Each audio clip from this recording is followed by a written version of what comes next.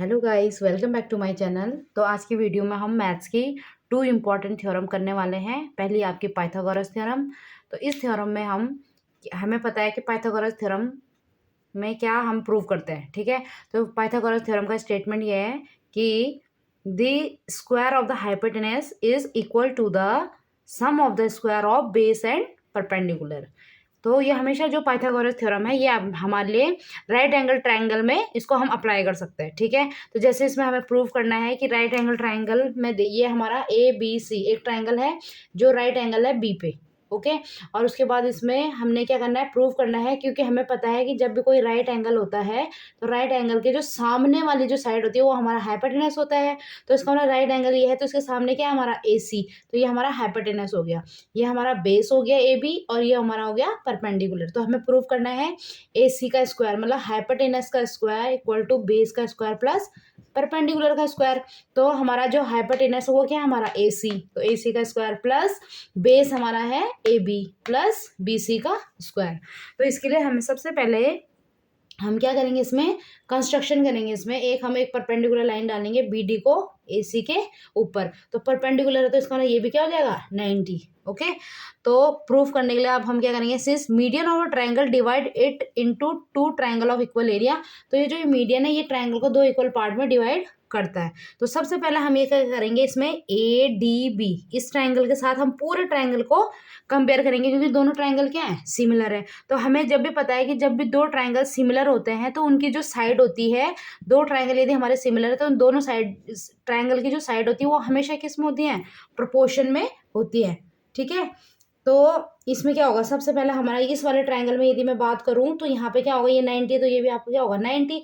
तो ये जो इसका बेस है ए डी अपॉन जो बड़ा वाला ट्रायंगल आपका ए बी सी, उसका भी बेस क्या होगा, दोनों के दोनों प्रोपोर्शन में हो जाएंगे इक्वल टू।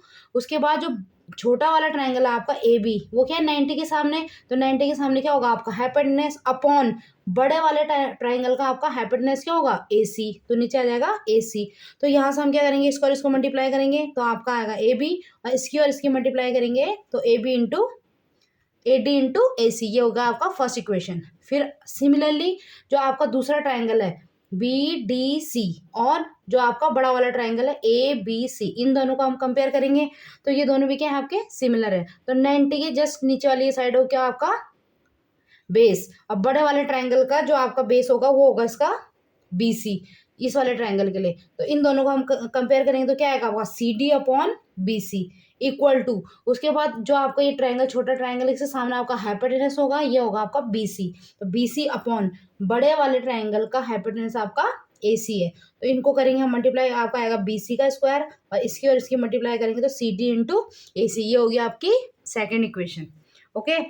तो आपने क्या किया है, छोटे वाले ट्रायंगल को बड़े के साथ कंपेयर करा, फिर इस वाले ट्रायंगल को भी बड़े वाले ट्रायंगल के साथ कंपेयर करके ये आपकी 2 इक्वेशन आ गई। तो हमें इस पे ध्यान रखना है कि यहाँ पे हमें ए बी और बी सी चाहिए, तो आपका ये आ चुका है, ठीक है। तो इनका क्या करेंगे हम एडिशन, तो from first and second equation को इसको ऐड करेंगे। तो इन दोनों को अगर आप ऐड करते हो तो आपका क्या आएगा, ए बी का स्क्वायर प्लस बी सी का स्क्वायर, ये हो गया। और सेकेंड आपका यहाँ पे क्या है, A D into A C plus C D into A C, okay. तो ए बी का स्क्वायर प्लस बी सी का स्क्वायर इक्वल टू, इन दोनों में क्या कॉमन है आपका ए सी को हम कॉमन ले लेंगे, ब्रैकेट करके A D plus C D को इन दोनों को ऐड कर देंगे। तो ए बी और बी सी तो आपका ये है equal to A C into जो आपका ए डी और सी डी है, इन दोनों का जो सम है वो आपका क्या है, पूरा ए सी। तो ये हो गया ए सी, तो ये हो गया ए सी का स्क्वायर। तो हमें यही चाहिए था कि ए सी का स्क्वायर इक्वल होना चाहिए A B plus B C का स्क्वायर। तो ये आपका प्रूव है पाइथागोरस थ्योरम का, ओके।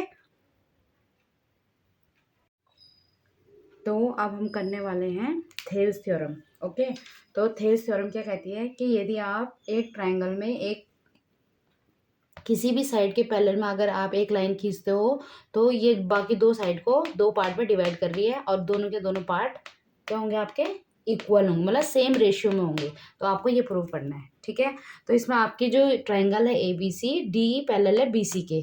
तो हमें प्रूव करना है कि A D upon D B is equal to A E upon E C, okay. तो आपने ट्रायंगल प्रूव बनाया ए बी सी और उसमें डी पैरेलल बना दिया इसके। तो सबसे पहले कंस्ट्रक्शन में क्या करोगे आप कि जो आपका बी है उसको ई पे ज्वाइन करोगे और सी को डी पे, ठीक है। और जो ई एल है आपका परपेंडिकुलर होगा ए डी पे, और डी एम जो होगा परपेंडिकुलर होगा ए ई पे, और यहाँ पर परपेंडिकुलर का मतलब 90 डिग्री होगा ये दोनों एंगल, ठीक है। तो इसमें आपको सबसे पहले क्या करेंगे, हम ये ऊपर वाला ट्राइंगल लेंगे, ठीक है, ए डी और ई ट्राइंगल लेंगे, ठीक है। तो आपको पता है ट्राइंगल का फॉर्मूला होता है हाफ बेस इंटू हाइट, तो आप हाफ इंटू बेस, ये आपका बेस हो जाएगा, तो हाइट क्या हो जाएगी आपकी ई एल, तो आपको हो जाएगा हाफ बेस इंटू हाइट। तो ये हो गया ट्राइंगल का एरिया।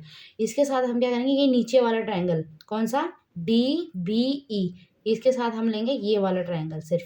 तो इसमें क्या होगा आपका half into base into height, तो बेस आपका हो जाएगा यहाँ पे डी बी, ये आपका है बी, डी बी इंटू, और ये जो ये हाइट है सेम हाइट, ये क्योंकि कभी ट्रायंगल के अंदर ये हाइट हो, बाहर से आपका एक और ट्रायंगल हो, तो ये हाइट इसके लिए भी होगी और इसके लिए भी होगी, इसलिए आपके जो ये वाला ट्रायंगल है नीचे वाला, इसके लिए भी हाइट यही होगी, तो हो जाएगा आपका ई एल, ठीक है।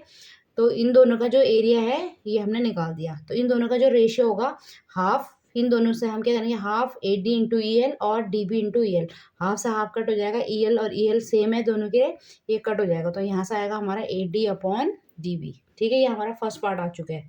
अब हम सेम सेकंड पार्ट के लिए क्या करेंगे, सबसे पहले फिर वही ट्रायंगल लेंगे, ऊपर वाला ट्रायंगल लेंगे, इसमें ए डी ई, तो हम लेंगे सबसे पहले ये ट्रायंगल लेंगे यहाँ से, ये वाला ट्रायंगल ए डी ई, ठीक है। उसमें भी क्या होगा आपका half into base into height, तो इस बार बेस हमने ये पहले ये लिया था, अब ये लेंगे हम इसमें ई एल बेस लेंगे, और इसका जो हाइट होगी वो हो जाएगी डी एम, ओके। और जैसे सेम ये जैसे हमने इधर का ट्रायंगल लिया था पहले, अब हम लेंगे इधर का ट्रायंगल, तो ये होगा हमारा डी ई सी या ई सी डी, कुछ भी बोल सकते हो आप, ये वाला ट्रायंगल लेंगे आप, तो उसका भी हो जाएगा बेस, तो बेस हो जाएगा इसके ई सी, और हाइट हो जाएगी इसकी सेम जो इसकी हाइट थी डी एम। तो इन दोनों को हमने क्या करा, सेम उनका रेशियो निकाला, हाफ से हाफ कट, डी एम से डी एम कट, तो आपका आ जाएगा ए ई अपॉन ई सी, हमारा सेकंड पोर्शन भी आ गया, ओके। अब सिर्फ और सिर्फ इन दोनों में दिक्कत क्या है, इन दोनों को हम इक्वल रख सकते हैं, लेकिन यहाँ पे देखो आपका ट्रायंगल ए डी ई है, यहाँ पे भी ए डी ई ट्रायंगल है, लेकिन नीचे क्या है डी बी ई और ई सी डी, यदि आप इन दो ट्रायंगल को इक्वल ला देते हो तो आप इन दोनों को इक्वल रख सकते हो। अब देखो जरा आपका जो ये नीचे वाला ट्रायंगल है, ये वाला ट्रायंगल है, ये दो ट्रायंगल आपके, ये वाला ट्रायंगल है आपका डी बी ई, और नीचे वाला है आपका डी सी ई, ये दोनों ट्रायंगल आपके सेम बेस पे हैं, same base, D B E and E C D are on the same base, वो बेस कौन सा आपका बी सी, ओके।